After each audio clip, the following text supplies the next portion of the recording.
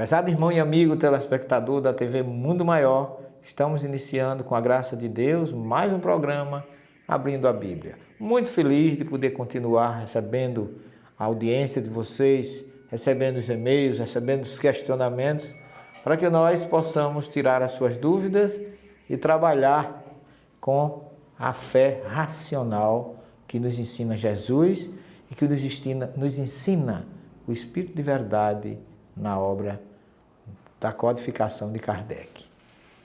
Ficamos no programa passado para dar uma resposta racional ao nosso querido irmão e amigo Rodrigo Melo, que ele coloca sobre uma dúvida que ele coloca em Lucas 24, 39, que ele diz assim: o assunto aqui que me traz é o seguinte: percebo que em seus programas, tanto na rádio como na TV, o senhor tem desmistificado algumas aparentes contradições bíblicas e algumas vezes o senhor recorre aos originais em hebraico para de lá retirar a verdadeira mensagem.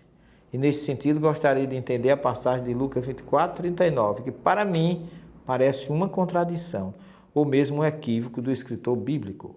Gostaria de informá-lo que sou adepto da doutrina espírita.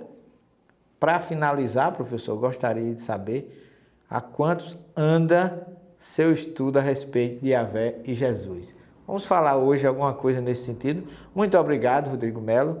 Nós agradecemos o seu gentil e-mail e vamos começar com Lucas 24, 39, que nós já vimos na semana passada. E eu gostaria de dizer a você que, ratificando o que diz o grande codificador, o professor Allan Kardec, nós comungamos plenamente com ele quando ele diz na questão 59 do Livro dos Espíritos que a Bíblia não contém erros. Nós nos equivocamos ao interpretá-la. E daí porque nós realmente, como você coloca no seu e-mail, nós desmistificamos tudo isso e mostramos que realmente não há contradições na Bíblia, há desentendimento da nossa parte. Inclusive essa passagem de Lucas 24, 39, para quem não acompanhou a semana passada, eu gostaria só de fazer um ligeiro lembrete. Vamos relembrar essa passagem, que começa aqui no 36, quando diz: Jesus aparece aos discípulos. Falavam ainda quando ele próprio se apresentou no meio deles e disse: a paz esteja convosco, que é uma frase hebraica que sempre Jesus usava. Shalom Aleichem, a paz sobre vocês, e que é traduzido: a paz esteja convosco. Tomados de espanto e temor, imaginavam ver um espírito. Veja bem, não é um fantasma, não é um ser assustador, mas eles pensavam em um espírito. Por quê? Porque o ambiente estava fechado. Por onde entrou Jesus ali? Ok? Então vamos ver o seguinte. Mas ele disse: por que estáis perturbados e por que surgem tais dúvidas em vossos corações? Vede minhas mãos e meus pés, sou eu. Apalpai-me e entendei que o espírito não tem carne nem ossos, como estáis vendo que eu tenho. Dizendo isso, mostrou-lhes as mãos e os pés. João já fala diferente, João já fala as mãos e a cabeça. Então, há algumas variações no Evangelho. Então, por isso que a gente tem que ter cuidado. E eu gostaria de chamar a atenção ao nosso amigo e companheiro lá de Manaus, Rodrigo Melo, que ninguém pode pensar nem imaginar que Jesus tinha um corpo de carne e osso, como ele quer mostrar aos discípulos. Primeiro, essa contradição você coloca muito bem, porque lá no episódio do encontro dele com Madalena, ele diz: não me toques. Porque a gente não pode deixar de refletir numa hora dessa sobre a colocação de Paulo aos Coríntios, no capítulo, primeira carta aos Coríntios, capítulo 15, versículo 50, quando ele diz: a carne e o sangue não herdam o reino dos céus. Portanto, não podemos imaginar que ali era o corpo de Jesus do jeito que ele era antes de ser crucificado.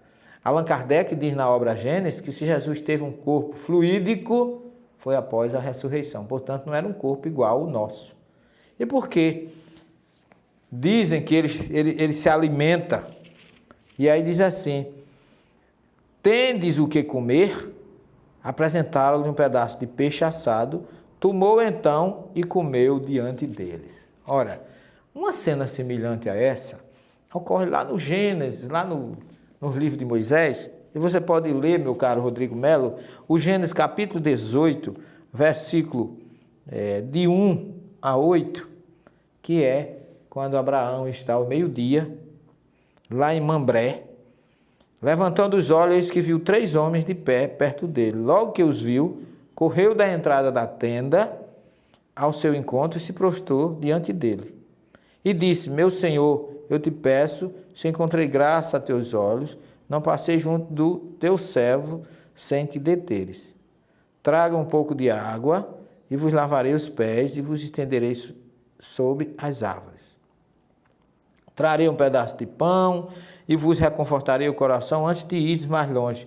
Foi para isso que passaste junto de vosso servo. Vejam como Abraão era receptivo, como Abraão era hospitaleiro. Isso é uma característica do povo judeu. Parece que não, mas o judeu é muito hospitaleiro. Eu digo porque eu tenho conhecimento com o povo judeu e eles têm prazer em receber pessoas conhecidas e amigas, é lógico, mas eles recebem com muito carinho. Eu digo que em Israel já tive uma receptividade do pai do meu amigo Gad, aliás, o que nós conhecemos carinhosamente por Adoni Ezra, que a gente chama assim, o Ezra, que ele cedeu os seus aposentos para que eu e minha esposa ficassem no quarto dele e foi dormir na sala. Eu fiquei, de uma certa forma, constrangido, mas ele fez questão e disse: amigo do meu filho é meu amigo.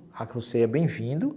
Eles costumam dizer no bom hebraico dele, Baruch Rabaim, quer dizer, sejam bem-vindos à nossa casa, al Beit Sheli, a nossa casa, e isso é uma característica que Abraão está fazendo aqui, não é nada de novo.